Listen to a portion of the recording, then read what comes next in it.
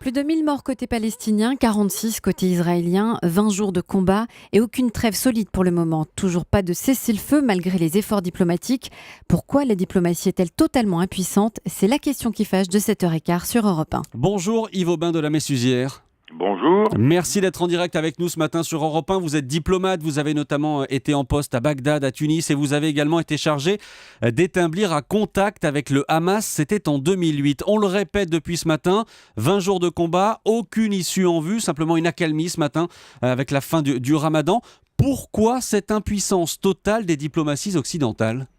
Écoutez, plusieurs raisons. D'ailleurs, je trouve qu'il y a beaucoup de confusion dans l'action diplomatique qui est menée au niveau international. Par exemple, la conférence de Paris, C'était samedi. en soi qui pouvait être une bonne initiative, mais sans, disons, l'un des acteurs régionaux les plus importants, l'Égypte, qui probablement vexé parce qu'elle menait sa propre médiation, et qui a forcément ses limites en raison de sa détestation que l'on peut comprendre des frères musulmans. Or, le Hamas, sa matrice, c'est le mouvement des frères musulmans. Et puis aussi avec un autre acteur, le Qatar, dont le rôle a toujours été très ambigu. Donc ce que vous dites, c'est que les initiatives sont trop éclatées pour aboutir. Oui, trop éclatées, un peu confuses, et puis on ne voit pas les messages. Quand une diplomatie, la diplomatie internationale à ce niveau se mobilise, certes, pour obtenir un cessez-le-feu immédiat, c'est une chose, mais elle doit donner aussi une vision pour les Palestiniens, notamment pour ceux qui habitent à Gaza, qu'ils soutiennent ou qu'ils ne soutiennent pas le Hamas, parce qu'il n'est pas indiqué dans les messages, qu'ils soient européens, français ou internationaux, que l'objectif aussi c'est de lever le blocus. Parce que la situation, on a l'impression qu'il y a un défaut d'analyse aussi de la situation. On aurait imaginé une diplomatie préventive.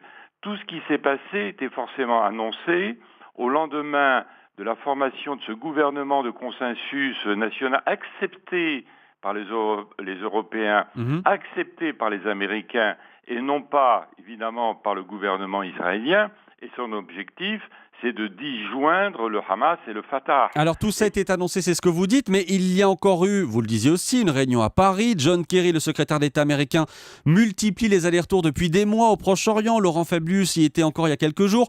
Et pourtant, ça ne change rien. On n'a aucun moyen de pression sur les deux parties. Ou alors est-ce qu'on ne veut pas faire pression et tout ça n'est qu'un triste jeu de rôle ? Alors, il y a, comme vous le dites, un triste jeu de rôle.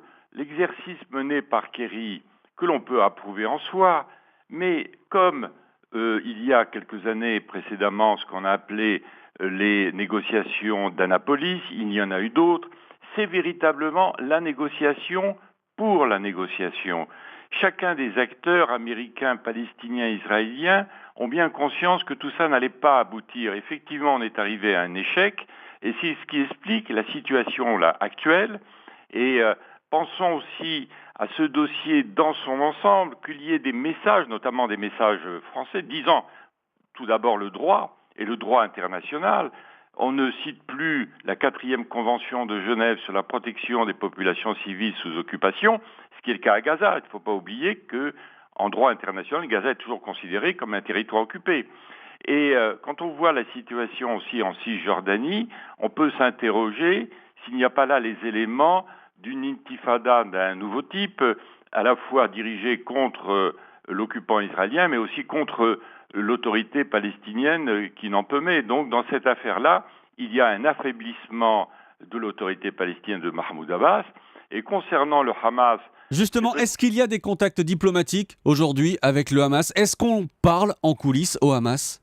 Eh bien, écoutez, je n'ai pas d'informations. Peut-être y a-t-il quelques contacts, mais je n'ai pas l'impression à un niveau suffisant. Il est nécessaire, puisque maintenant le Hamas est désigné par la communauté internationale, on lui adresse des messages en appelant le Hamas à accepter le cessez-le-feu. On a raison de le faire pour condamner aussi les tirs de roquettes sur des populations civiles israéliennes. On a raison de le faire. Donc on le désigne comme une partie au conflit. Il y a deux parties israéliennes et puis le Hamas, et on se refuse de lui parler avec des conditions qui sont posées, qui datent de 5-6 ans, qui ne sont plus d'actualité. Vous aviez parlé avec le Hamas en 2008 ? Oui, alors j'avais parlé avec le Hamas, Et pour les faire évoluer justement, et ensuite avec des partenaires américains et britanniques, en dehors donc du Quai d'Orsay, bon, ça n'a pas donné véritablement les résultats, mais on a pu identifier qu'il y avait un courant, disons modéré au sein parmi les politiques, et d'ailleurs cela s'est traduit par,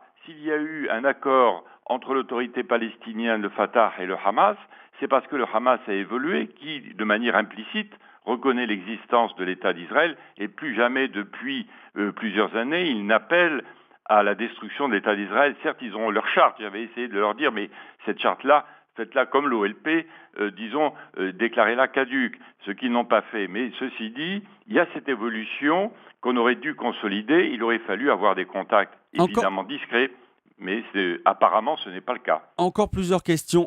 L'ONU s'est réunie en urgence cette nuit. L'ONU ne fait peur à personne. L'ONU sert à quoi aujourd'hui ? Écoutez, il y a eu des résolutions sur résolution du Conseil de sécurité.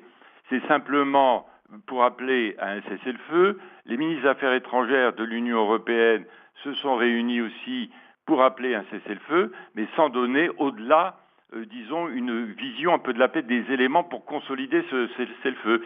Donc c'est une espèce d'automatisme et qui fait que tout ceci n'aboutit à rien. J'ai l'impression que finalement la communauté internationale n'a pas prise ni sur Israël et bien entendu ni sur le Hamas. Parce qu'on peut étendre, également à l'Ukraine où les combats continuent, à la Syrie, à la Libye, on en a parlé ce matin.